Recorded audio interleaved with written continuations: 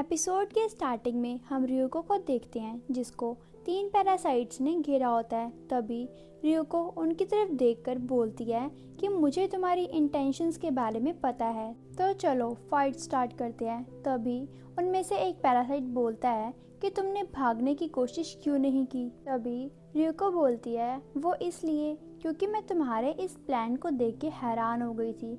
क्या इस प्लान के बारे में किसी और को भी पता है? जिसके रिप्लाई में कुसानो बोलता है नहीं, यहाँ तक कि हिरोकावा और गोटो को कुछ भी नहीं पता है। तभी रियोको पूछती है कि तुम्हारा मेरे ऊपर अटैक करने का क्या रीजन है? जिसके रिप्लाई में कुसानो बोलता है मुझे ऐसा लगता है कि अगर तुम जिंदा रही तो तुम पैरासाइट्स के लिए सही नहीं हो।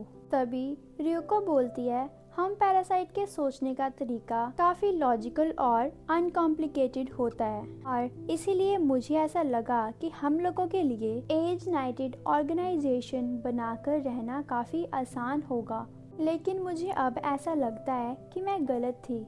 लेकिन मैं ये देखकर काफी खुश हूँ कि पैरासाइट्स की अलग अलग पर्सनैलिटी अब बाहर आ रही हैं। इसीलिए मैं तो यहाँ पर ये कहूँगी कि तुम्हारे मारने वाले डिसीजन को लेकर मैं काफ़ी ज़्यादा खुश हूँ। तभी रियोको के ऊपर एक पैरासाइट अटैक करता है, लेकिन तभी रियोको अपने ब्लेड्स निकालती है और जंप मार के कहीं और चली जाती है। तभी बाकी के पैरासाइट्स भी रियोको के पीछे पीछे आने लगते हैं। तभी हम देखते हैं रियोको अटैक्स को डॉज कर रही होती है। तभी वो पैरासाइट रियोको के ऊपर अटैक करता है, लेकिन रियोको उसके अटैक से बच जाती है। तभी वो पैरासाइट रियोको के एक पार्ट को काट देता है। तभी वो रियोको का पार्ट उस पैरासाइट की बॉडी में घुस जाता है। तभी रियोको वहाँ से भाग जाती है। तभी हम देखते हैं रियोको का पैरासाइट उस पैरासाइट की बॉडी में चला गया होता है। तभी उसकी बॉडी काफी अजीब तरीके से रिएक्ट करने लग जाती है। तभी हम देखते हैं रियोको रोड पे काफी तेज तेज हंसते हुए जा रही होती है, जिसे देखकर एक कपल काफी ज्यादा डर जाता है। तभी वो कपल उसके पीछे जाने का ट्राई करता है, लेकिन वो कपल उसके हेड को देख के सोचते हैं वो लेडी जो रोड पर भाग रही थी वो तो कोई और ही थी। तभी रियोको अपने बैग में कुछ स्टोन्स उठाकर रखती है और बोलती है कि यहाँ पर सेफ नहीं है।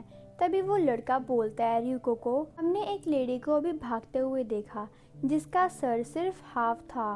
तभी रियोको बोलती है ये तो बहुत ही अजीब बात है, लेकिन मेरे पास तो मेरा पूरा हेड है, लेकिन वो अंदर से खाली है। ये सुनकर वो कपल्स काफी ज्यादा डर जाते हैं। तभी रियोको वहाँ से हंसते हुए फिर से भाग जाती है। कुसानो पीछे खड़ा हुआ ये सब कुछ देख रहा होता है और सोच रहा होता है कि रियोको अब सेंसेबल तरीके से सोच भी नहीं पा रही और मुझे नहीं लगता कि हाफ पैरासाइट अपनी फुल बॉडी को मेंटेन करके रख सकता है। ये एक सुसाइड है, क्योंकि रियोको तो अपनी इंटेलिजेंस के कारण जानी जाती थी। का इस तरीके से मरना तो काफी ज्यादा सैड है। दूसरी तरफ हम देखते हैं रियोको का पैरासाइट उस पैरासाइट को मार देता है।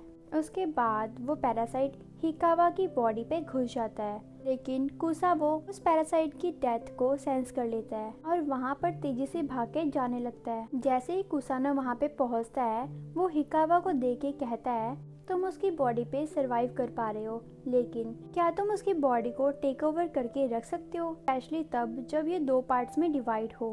तभी कुसानो हिकावा पे अटैक करना स्टार्ट करता है। तभी हिकावा बोलती है कि मैं तुम्हारी साइड हूँ, इसीलिए अटैक करना बंद करो। तभी कुसानो बोलता है अगर ऐसा ही है तो तुम मेरी तरफ क्यों आ रही हो? तभी वो बोलती है वो इसलिए क्योंकि मैं नेक के नीचे के पार्ट को कंट्रोल ही नहीं कर पा रही। तभी कुसानो बोलता है तुम रियोको के पैरासाइट के साथ ही मरो। ये बोलकर कुसानो हिकावा की बॉडी को पीसीज में कट कर देता है और रियोको के पैरासाइट को बाहर निकलने के लिए कहता है। इतने में ही रियोको पीछे से आ जाती है और कुसुलो पे अटैक करके उसकी बॉडी को काफी पीसेस में काट देती है। तभी रियोको बोलती है ह्यूमन की बॉडी का पार्ट हमारे लिए वीकनेस होता है, इसीलिए हमें उसे अटैक करना चाहिए। तभी हम देखते हैं कुसानो का पैरासाइट रियोको के ऊपर अटैक करता है, लेकिन रियोको उसके अटैक को काफी इजीली टैकल कर पाती है। रियोको बताती है अगर होस्ट बॉडी डिस्ट्रॉय भी हो जाए, लेकिन हमारे पैरासाइट्स के पार्ट्स कुछ देर तक सरवाइव कर सकते हैं और सिग्नल्स भी एमिट करते हैं, जैसा कि तुम अभी एक्सपीरियंस कर पा रहे हो। सबसे स्ट्रॉन्ग सिग्नल जो कि पैरासाइट अमीट करते हैं वो मर्डर इंटेंस के होते हैं। तभी रियुको का बचा हुआ पैरासाइट बताता है कि इससे पता लगता है कि वो पैरासाइट हमारा फ्रेंड है या फिर दुश्मन, लेकिन हिकावा तुम्हारा फ्रेंड होने के बावजूद भी तुमने उसको मार दिया, जिससे कि उसके पार्ट्स मर्डरस इंटेंस के सिग्नल्स को अमीट करने लगे और उन सिग्नल्स ने ही मेरी हेल्प की, क्योंकि इसी वजह से तुम मेरे सिग्नल्स को डिटेक्ट नहीं कर पाए जबकि मैं तुम्हें मारने के लिए तुम्हारे पास आ रही थी। तभी कोसानो मर जाता है और रियुको उसे बाय बोल के वहाँ से चली जाती है। रियुको जब घर पहुंचती है तो वो देखती है कि उसका बेबी वहाँ पे नहीं है और उस बेबी के बेड पे एक नोट पड़ा हुआ है। तभी रियुको सोच रही होती है कि ये डिटेक्टिव बहुत ही ट्रबलसम है। उसके बाद हम शिनिची को देखते हैं, वो अपने डैड को कॉल करता है जहाँ पे उसके डैड रुके होते हैं। तभी शिनिची को पता चलता है कि उसके डैड कुछ देर पहले ही होटल से चले गए हैं। तभी शिनिची घर वाले फोन पे फोन करता है और वो फोन रियुको उठाती है, जिससे पता चलता है कि रियुको शिनिची के घर आई हुई होती है। तभी शिनिची उसे बोलता है, क्या तुम मेरे डैड को वहाँ पे मारने आई हो? तभी रियुको बोलती है, नहीं, मैं यहाँ पे तुमसे कुछ पर्सनल बात करने आई थी। तभी रियुको शिनिची को एक पार्क में मिलने के लिए बुलाती है और बोलती है कि मैं तुम्हें एक गिफ्ट देना चाहती हूँ, क्योंकि तुम ह्यूमन और पैरासाइट का एक मिक्सचर हो, तो ये गिफ्ट तुम्हारे लिए परफेक्ट रहेगा। तभी रियुको शिनिची की बचपन की फोटो देख रही होती है। तभी वो उसकी मॉम को देखती है। तभी रियुको को अपनी मॉम की याद आ जाती है। तभी वहाँ पे मुरानो आ जाती है और मुरानो रियुको से शिनिची के बारे में पूछती है।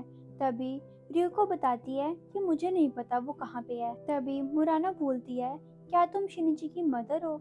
तभी रियुको बोलती है, क्या मैं तुम्हें इतनी ज्यादा ओल्ड लग रही हूँ कि तुम मुझे उसकी मदर बोल रही हो? तभी मुरानो बोलती है, क्या आपको पता है कि शिनिची किस सिचुएशन में है, क्योंकि उसके साथ काफी बुरी बुरी चीजें हो रही हैं। तभी रियुको बोलती है, बुरी सिचुएशन से तुम्हारा क्या मतलब है? तभी मुरानो बोलती है, शिनिची मुझे बताता नहीं है, लेकिन कुछ ना कुछ प्रॉब्लम तो जरूर चल रही है। तभी तभी रियुको बोलती है, तुम शिनिची की इतनी चिंता कर रही हो, ये देखकर मुझे काफी ज्यादा जेलस फील हो रही है, लेकिन तुम टेंशन मत लो, वो बिल्कुल ठीक है और जल्दी ही घर आ जाएगा। तभी मुरानो जब कहीं जा रही होती है, तभी वो शिनिची को बस में जाते हुए देखती है।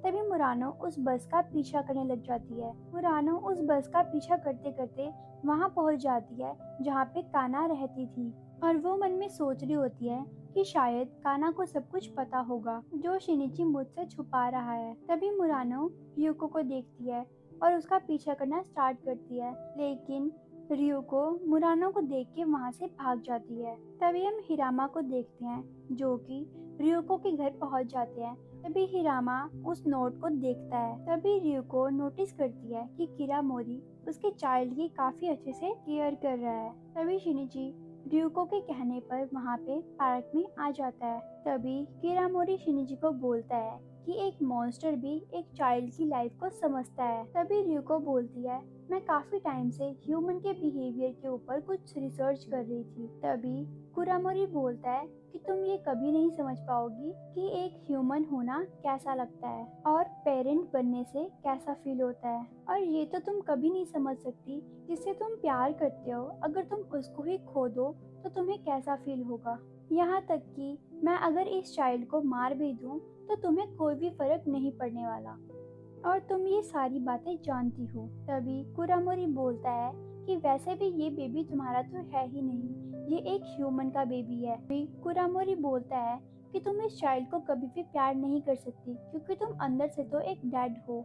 तभी कुरामोरी उसकी सैडनेस को फील कराने के लिए उस बच्चे को नीचे गिराने की एक्टिंग करता है। तभी वहाँ पे कुरामोरी को रियुको मार देती है और अपने चाइल्ड को बचा लेती है। कुरामोरी मरने से पहले बोलता है कि मैं तो बस मजाक कर रहा था, मैं तो बस ये देखना चाहता था कि तुम्हें इसके लिए कोई भी टेंशन होती है कि नहीं होती। यहाँ पे तो रियुको खुद हैरान होती है कि आखिरकार उसने एक ह्यूमन बेबी को बचाने की कोशिश क्यों की।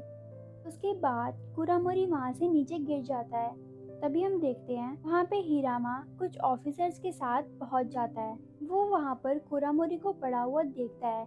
यहाँ पे कुरामोरी अभी भी जिंदा होता है और वो हिरामा को बताता है कि वो पैरासाइट एक वाइट ड्रेस में है और उसके साथ एक चाइल्ड भी है। तभी हिरामा कुरामोरी से उसके पार्टनर के बारे में पूछता है। वो बोलता है, क्या वो पार्टनर तुमने नोट में जिसे मेंशन किया है, क्या वो ह्यूमन है? तभी कुरामोरी बोलता है कि हाँ, वो मेरी ही तरह एक ह्यूमन है जिसने अपनी फैमिली को खो दिया है। और शिनिची का नाम रिवील किए बिना कुरामोरी मर जाता है। तभी रियुको फाइनली शिनिची के सामने आती है।